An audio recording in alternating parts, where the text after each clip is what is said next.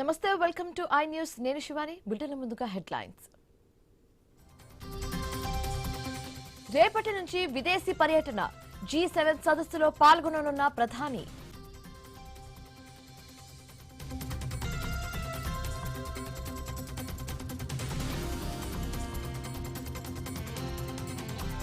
Steel plant వద్ద CITU నేతలు ఆందోళన మృతుల కుటుంబాలను ఆదుకోవాలని డిమాండ్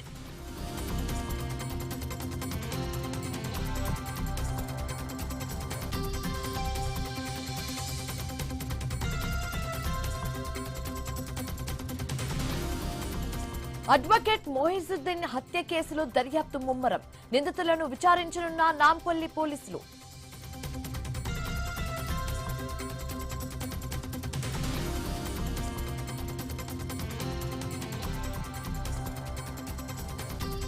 తాడిపత్రిలో మరోసారి ఉద్రిక్తతలు పెద్దారెడ్డి పోలీసుల మధ్య వాగ్వాదం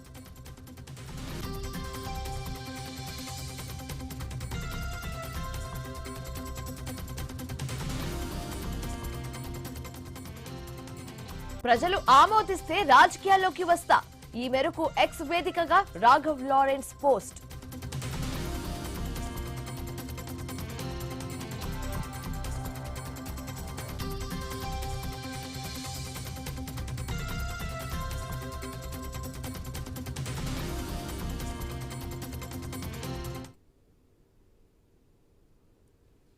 ఢిల్లీలో మరో అగ్ని ప్రమాదం జరిగింది తుగ్లకాబాద్ ప్రాంతంలోని ఓ ఇంటి బేస్మెంట్ ప్రాంతంలో తెల్లవారుజామున ఒక్కసారిగా మంటలు చెలరేగాయి.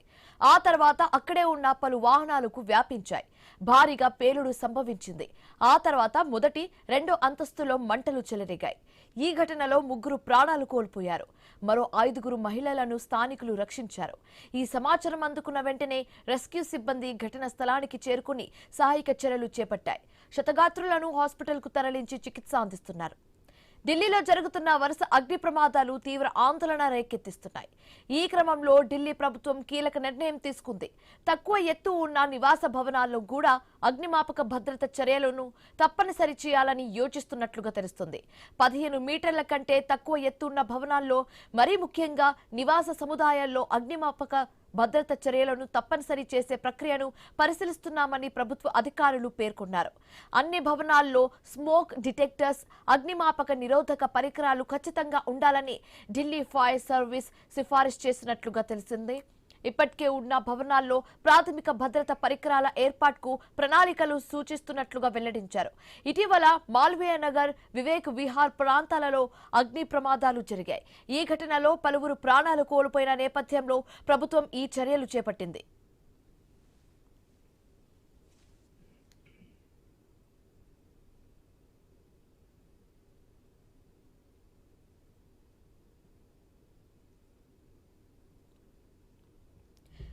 ఢిల్లీలో మరో అగ్ని ప్రమాదం జరిగింది. తుగ్లకాబాద్ ప్రాంతంలోని ఓ ఇంటి బేస్మెంట్ ప్రాంతంలో తెల్లవారుజామున ఒక్కసారిగా మంటలు చెలరేగాయి. ఆ తర్వాత అక్కడే ఉన్న పలు వాహనాలకు వ్యాపించాయి.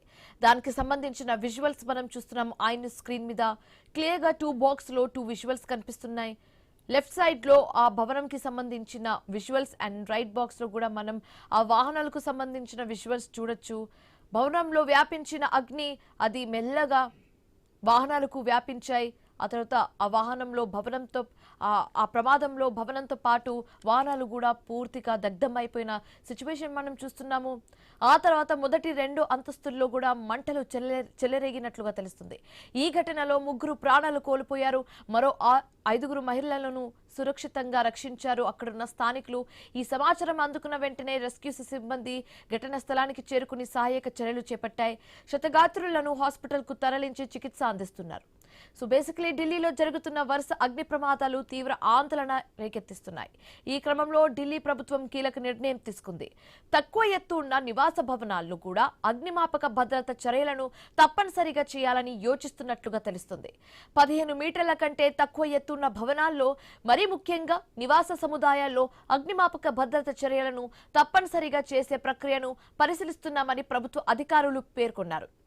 అయితే అన్ని భవనాల్లో స్మోక్ డిటెక్టర్స్, అగ్నిమాపక నిరోధక పరికరాలు ఖచ్చితంగా ఉండాలని ఢిల్లీ ఫైర్ సర్వీస్ సిఫారసు చేసినట్లుగా తెలుస్తోంది. ఇప్పటికే ఉన్న భవనాల్లో ప్రాథమిక భద్రతా పరికరాల ఏర్పాటుకు ప్రణాళికలు సూచిస్తున్నట్లుగా వెల్లడించారు. ఇటీవలే మాల్వియా నగర్ అండ్ వివేక్ విహార్ ప్రాంతాల్లో అగ్ని ప్రమాదాలు జరిగాయి. ఈ ఘటనలో పలువురు ప్రాణాలు కోల్పోయిన నేపథ్యంలో ప్రభుత్వం ఈ చర్యలు చేపట్టినట్టుగా తెలుస్తోంది.